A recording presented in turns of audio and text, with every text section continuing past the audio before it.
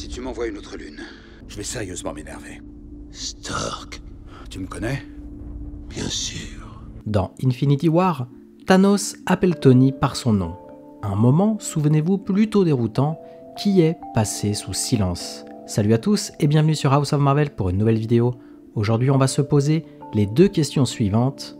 Comment Thanos connaissait Tony dans Infinity War? Et en répondant à cette question, on va pouvoir affirmer deux choses. La première, Thanos avait peur de Stark et surtout, Tony est le plus puissant des Avengers. Préparez le café, installez-vous bien confortablement, je suis Julien et vous êtes sur House of Marvel. À mesure que Thanos avance dans le film, à partir du moment où il enlève son armure, il devient presque un guerrier sain qui veille à ne pas dépenser beaucoup d'énergie, à essayer intentionnellement de tuer des gens, sauf s'ils sont d'une manière ou d'une autre une menace pour son objectif final. Mais presque personne ne se révèle être une menace pour son objectif, à part Tony, qui je pense sent qu'il a une sorte de connexion existentielle avec Thanos. Une fois que Thanos donc enlève son armure, ses actions ont démontré que la seule personne qu'il considère comme une menace est Tony Stark. Alors deux questions se posent. Comment Thanos savait que Tony était une menace et comment Thanos connaissait-il même Tony Stark? À ce moment-là du film, Thanos possède déjà plusieurs pierres qui lui confèrent une grande puissance et lui permet d'accéder à des connaissances et des perceptions au-delà de celles d'un être ordinaire. Il est possible que grâce à cette pierre, Thanos ait pu détecter Tony Stark et en apprendre davantage sur lui, que ce soit en lisant dans son esprit ou en se connectant à lui d'une manière ou d'une autre. Thanos a aussi de nombreux partisans et espions à travers la galaxie. Il est possible qu'un de ces espions ait recueilli des informations sur les héros de la Terre, y compris sur Tony Stark, et les ait transmises à Thanos. Ces informations pourraient provenir d'observations directes ou de rapports d'espions infiltrés sur Terre. Tony Stark est devenu un personnage public en tant qu'Iron Man, et ses exploits ont été largement médiatisés. Il est possible que Thanos ait entendu parler de lui grâce à la couverture médiatique de ses actions en tant que super-héros. De plus, les actions de Tony en tant qu'Iron Man ont eu un impact significatif sur le monde, ce qui aurait pu attirer l'attention de Thanos. Aussi, Thanos est un être très ancien et très instruit, avec une connaissance approfondie de l'univers.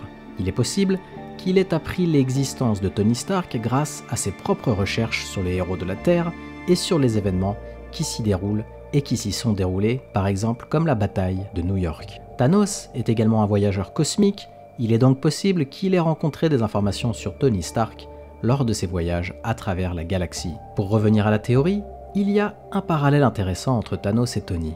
Ils sont tous les deux conscients de quelque chose depuis longtemps et doivent constamment faire face au fait d'être plus intelligents que les autres. Thanos est un futuriste autant que Tony Stark, c'est pourquoi il sait qui est Tony depuis la bataille originale de New York. Tony aussi est un futuriste, mais pourquoi cela fait-il de lui une menace indéniable pour Thanos? Tout d'abord, les futuristes sont des scientifiques spécialisés en futurologie ou dans la tentative d'explorer systématiquement les prédictions et les possibilités sur l'avenir et comment elles peuvent émerger du présent. Dans le cas de Tony, il travaille sans relâche pour arrêter la menace imminente qui s'avère plus tard être celle de Thanos. Thanos lui-même est vu comme un intellectuel de génie qui a averti sa propre planète de leur condamnation imminente en vain, comme il l'explique à Doctor Strange sur Titan. C'est sa volonté de faire tout ce qu'il estime être le meilleur pour protéger la galaxie qui fait de lui une force imparable dans sa quête pour traquer les pierres. Donc, Thanos ressent un lien fort avec Tony Stark, non seulement dans l'intellect, mais aussi dans sa volonté de faire, l'ayant d'abord repéré en arrêtant l'armée des Chitauri lors de la bataille de New York. Et s'il y a quelque chose qu'un futuriste trouve inacceptable, c'est de permettre à la concurrence de s'adapter à ses propres plans. Si vous demandez à la plupart des gens quel est le super pouvoir de Tony, ils répondront probablement que c'est un homme dans une armure, un homme qui n'est rien sans son armure. Et on se rappelle qu'avec humour, Tony répond « Genius, billionaire, playboy, philanthropist. » Et bien que ces traits de Stark soient indéniablement impressionnants, ils ne sont qu'une infime partie visible du vrai potentiel de Tony. Je pense et j'affirme que son super pouvoir avéré au fil du temps est de s'adapter à n'importe quelle situation à tout prix. Et on va passer à travers les preuves de ce que j'affirme tout de suite. Regardons quelques exemples clairs qui ont montré ses adaptations rapides. Au fil du temps, Tony s'est adapté non seulement à ses ennemis, mais aussi à n'importe quelle situation donnée, comme dans le premier film Iron Man. Il s'adapte d'abord en évitant sa condamnation à mort par des éclats de shrapnel dans son cœur, non seulement en créant le réacteur Arc pour se maintenir en vie, mais aussi en fabriquant une défense appropriée sous la forme de la première armure, étant aussi un moyen de s'échapper de la grotte. Un exploit déjà extraordinaire. Tony Stark was able to build this in a cave with a box of scraps. Et voici d'autres exemples de sa formidable capacité à s'adapter. Le problème du givrage de l'armure qu'il a avec le vol à haute altitude. Il répare l'armure avant son combat avec Obadiah. Cela lui donne d'ailleurs l'avantage lors de cette confrontation. Problème de visée dans son armure, il s'adapte. Son plus gros canon n'arrête pas Hulk, donc il ajoute 2 plus gros canons. Le combat à main nue avec Cap, il perd et ajoute un bouclier, une lame et un tout nouvel arsenal à sa panoplie de 1 contre 1 comme on voit contre Thanos. Tony a été enlevé et personne n'a pu le retrouver, alors il intègre des GPS dans ses inventions. Le froid est un souci dans Iron Man 3, il équipe donc ses inventions avec un chauffage ajusté. Problème de vitesse, notamment pour sauver Rhodey, il ajoute donc des propulseurs considérables. Pas de système de freinage en cas de panne, comme on le voit avec Rhodey toujours, donc il ajoute un parachute. Ok, donc on vient de prouver que Tony est incroyablement doué pour être un futuriste qui s'adapte à n'importe quelle menace et surtout à tout prix. Assez pour passer d'un simple homme mourant qui sort d'une grotte en Afghanistan à combattre un dieu. Mais alors, quelles sont les limites de cette capacité d'adaptation? Il y en a 2. La première, il doit voir quelque chose activement pour mesurer ou rencontrer ses effets. Un exemple étant que, bien qu'il n'ait jamais combattu Hulk auparavant, il avait suffisamment d'informations pour le contrer efficacement au moment où ils se sont affrontés dans Avengers l'ère d'Ultron. Deuxièmement, si une situation inconnue survient, il n'a échoué qu'une fois à la corriger. Ultron en est le parfait exemple, qui, à sa manière, reflète l'adaptation du futuriste Tony Stark en essayant de forcer l'humanité à évoluer.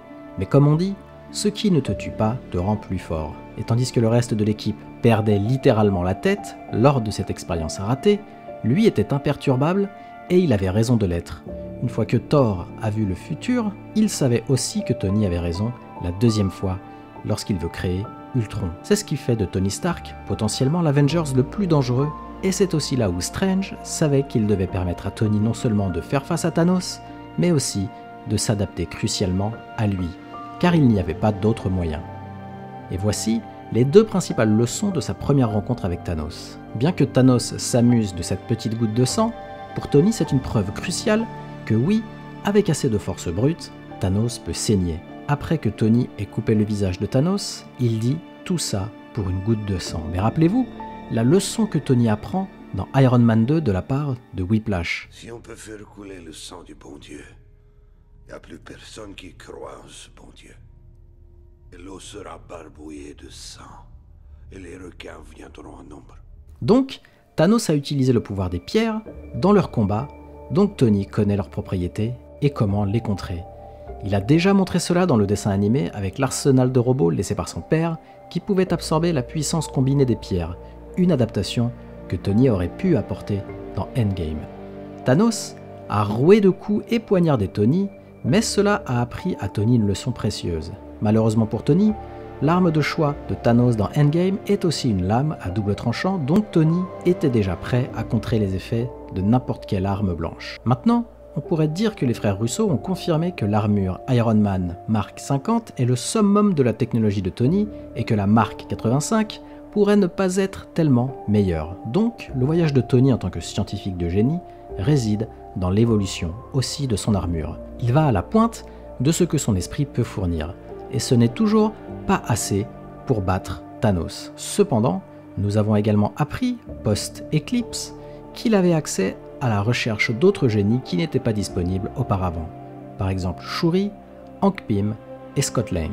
C'est ce qui fait de Tony Stark l'Avenger le plus dangereux. C'est aussi pourquoi Doctor Strange savait qu'il devait permettre à Tony non seulement de faire face à Thanos dans le dénouement, mais aussi de survivre pour apprendre de leur rencontre. C'est pour cela que Doctor Strange donne la pierre aussi facilement. Et c'est aussi pourquoi Tony Stark est le seul homme vraiment digne du titre Iron Man. À vous de me donner votre avis maintenant, faites-le moi savoir en commentaire et n'hésitez pas à me faire parvenir vos théories, j'adore les lire et en débattre avec vous et comme d'habitude, merci d'avoir regardé cette vidéo, si elle vous a plu, merci de la liker et de me donner votre avis en commentaire. Aussi pour ne pas louper mes prochaines vidéos, abonnez-vous et activez les notifications. À la prochaine sur House of Marvel.